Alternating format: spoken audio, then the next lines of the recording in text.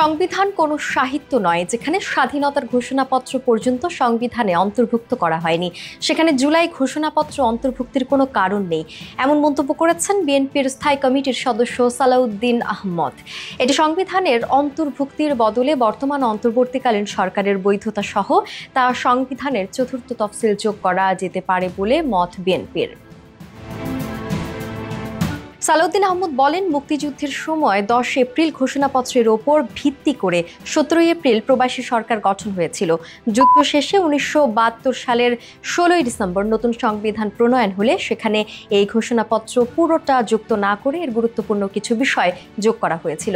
এখন জুলাই ঘোষণাপত্র যোগ করতে গেলে প্রশ্ন উঠবে, স্বাধীনতার ঘোষণাপত্র, 7 নভেম্বর জাতীয় বিপ্লব ও সংহতি দিবস এবং 90-এর গণ অভ্যুত্থান কেন সংবিধানে যোগ করা হবে না।